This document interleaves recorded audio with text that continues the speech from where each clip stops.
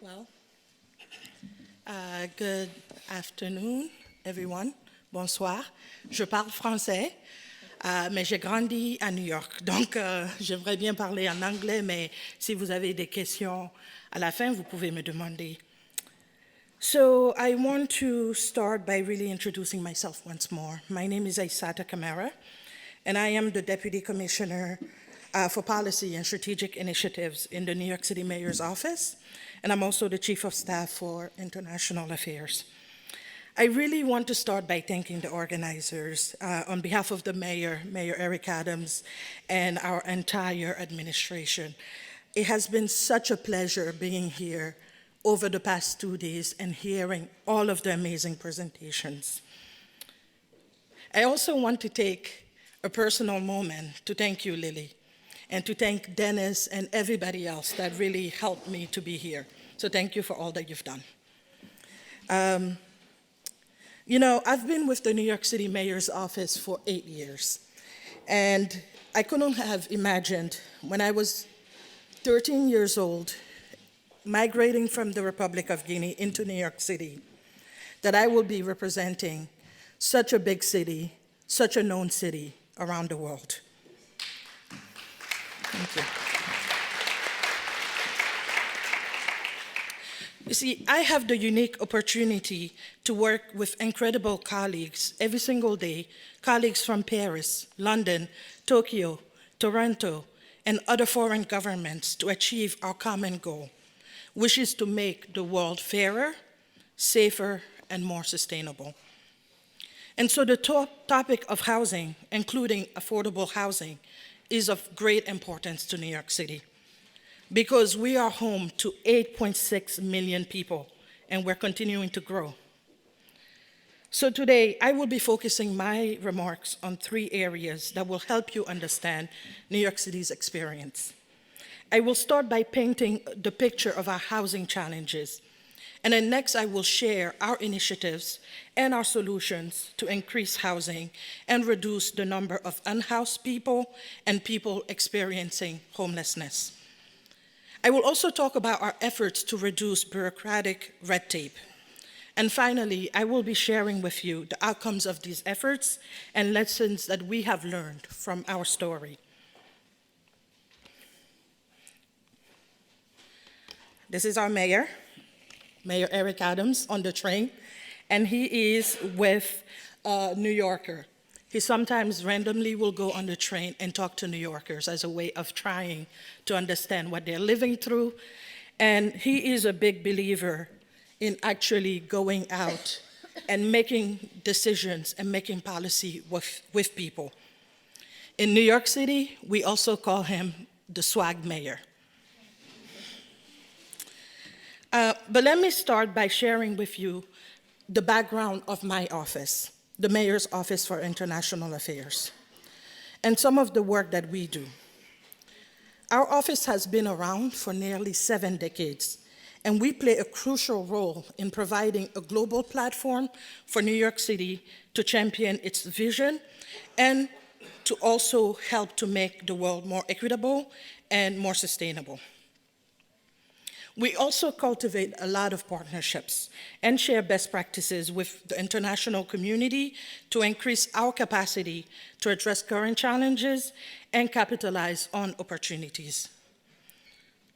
My office, we also help the city of New York fulfill its role as the home to the United Nations and the world's largest diplomatic community in the world. We're a proud city of immigrants and a city of dreamers. New York is the place where people go to achieve their goals. We've been called the concrete jungle, if you're a big fan of music and rap. And people say that if you can make it in our city, you can make it anywhere. And based on this reputation, it's no surprise that 1 out of 3 New Yorkers is foreign-born. And over 200 languages are spoken in our homes and on our blocks. And our mayor likes to say that whatever happens in the world oftentimes will play out in our streets. And that is because our 5 boroughs are a microcosm of the world. Now I want to really take a moment to talk to you about why housing and the challenges that New York City is facing. Let me walk you through the importance of housing from the perspective of our administration and tell you why housing is critical. Housing is the foundation of every part of life, including access to education, positive economic outcomes, physical and mental health, as we heard earlier, and overall quality of life. Because housing is at the cornerstone of human development, we have to ensure that people have access to safe, stable, and affordable housing. And yes, many people will say it's the government's job, at the national level, at the regional level, and at the local level. And I will agree with you. But it's also the job of the private sector and civil society. So that's why this forum was so critical and so important for all of us to participate in. You know, New York City, we like to be unique. We like to stand out. We are proud of our history. But I want to tell you that our housing challenges are very similar to those of other big cities around the world, including right here in Paris. In New York City, we've invested heavily in creating and preserving housing for many decades, but especially since early 1980s. And I will tell you, I am very frustrated that I am standing here still talking about housing because that was before I was born. But we know that population growth and the continued shortage of housing options have added to our affordability and homelessness challenge. The issue of housing is impacting millions of New Yorkers in very significant ways. Some of our residents struggle to keep up with high housing costs. Some of them spend months, years in shelters, and others deal with unsafe housing conditions. Now, as we deal with the rhetoric of poor people, poverty, immigrants, and all of that, it's really important to dispel the myth that these people are lazy or that they're unwilling to work. These New Yorkers are hardworking people. They are essential to our economy and to our city. Yet, according to a 2021 housing vacancy survey initiated by our New York City Department of Housing Preservation and Development, I'll call it HPD moving forward, only 4.5% of the city's housing supply currently sits vacant. Yet, less than 1% of homes that are priced at below $1,500 per month are currently available in the market. So what does this mean? It means that a New Yorker has to make, or actually, it means that a New Yorker that makes our city's median income, which is about $34,386, will need to earn twice as much just to afford the median asking rent of $2,750. So the level of rent burden and severe rent burden have remained consistently high since 2011. Additionally, half of the city's renting households spend more than 30% of their income on rent. Another 1 in 3 of those households spend over half of their income on rent. So what do these facts mean? They mean that New Yorkers have less money to spend on other critical needs. They cannot spend on health. They cannot spend on food. They cannot spend on education and other basic needs. The lack of low-cost housing is especially prevalent in certain parts of our city. Those parts of the city that have strong access to transit, to parks, to high-performing schools, and other fundamental resources that shape the quality of life. In plain English, the nicer the neighborhood, the less likely that you're going to find housing to rent or to buy. So we can imagine how missing out on these services and opportunities can have life-altering consequences. But we have a solution. Let me shift to talking about the making of the city of yes. Many New York City employees, including the mayor and I, come from working class backgrounds. So we deeply understand the struggles that I've been mentioning. Our lived experiences have united us in our desire to make our 5 boroughs better than ever before. Yes, we have experienced the negative impacts of bureaucratic red tape on our service delivery, and we want to address these issues at their roots. We also strongly believe in cross-sector engagement and bringing stakeholders together to the table to find durable solutions.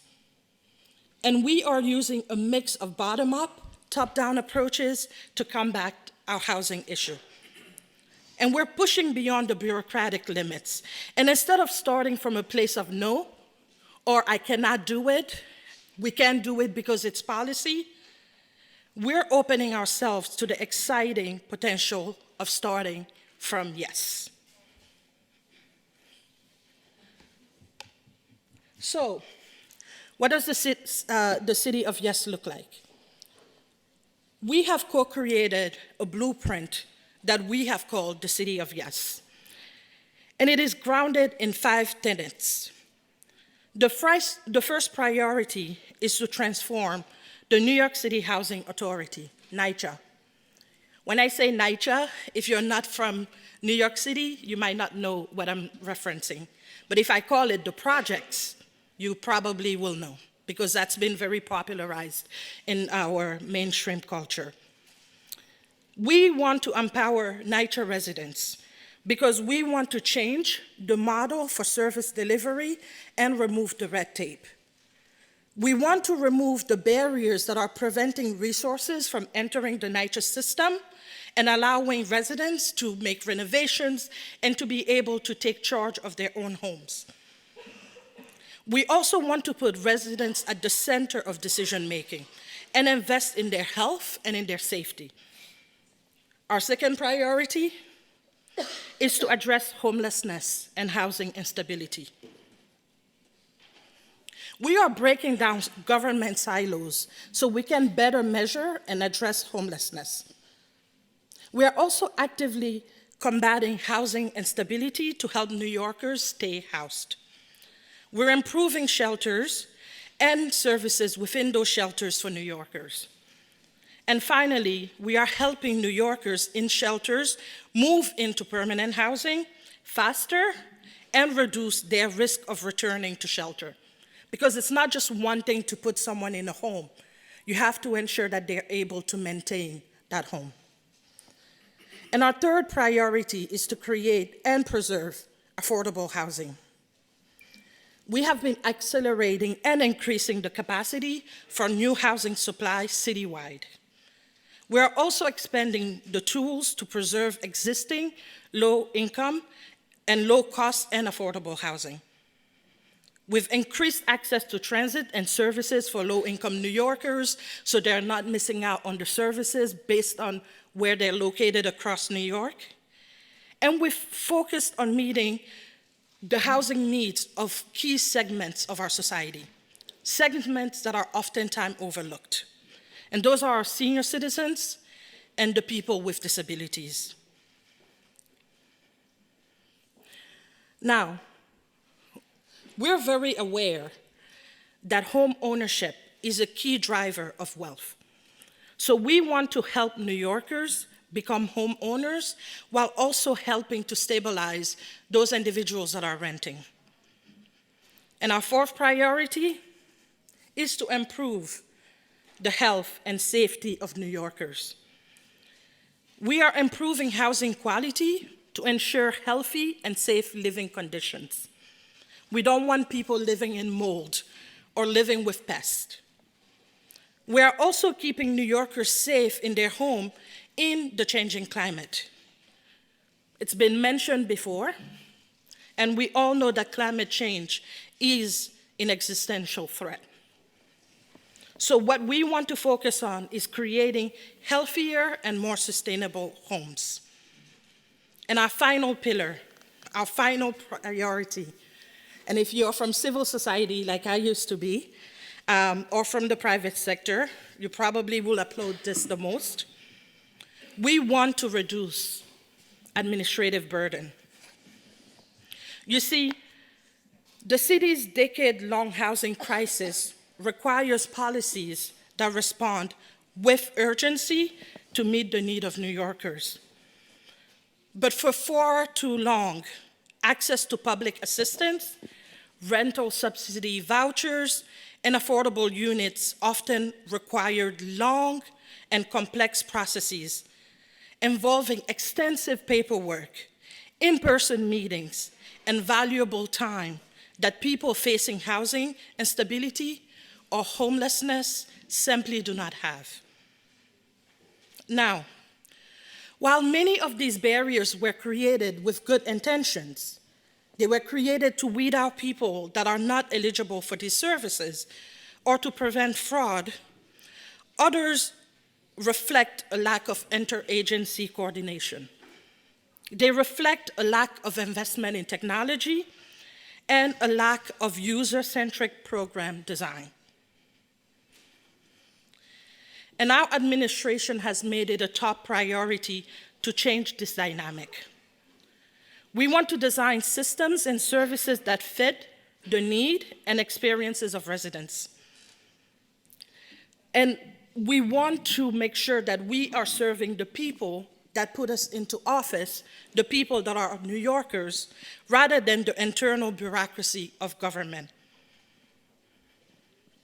Now, if you're a thinker like me, you're probably asking, so what has the impact been of this work? Well, I'm going to share a few of them with you. We have been seeing real and historic results from these 5 pillars. Just yesterday, while I was in Paris here, the mayor announced another historic win for our work. Our administration has connected more New Yorkers to homes than ever before. We have connected nearly 13,000 households to affordable housing in 2023. Nearly 10,000 of those 13,000 came through the Housing Connect lotteries system, and 3,000 came from the shelters in the HPD program. Our administration has also continued to combat housing and affordability crisis by producing 26,682 homes in 2023 alone. And these were done through new construction and preservation deals. Our HPD has financed the highest number of supportive homes in the city's history and the highest number of homes for New Yorkers who were formerly experiencing homelessness since we started tracking that data in 2014.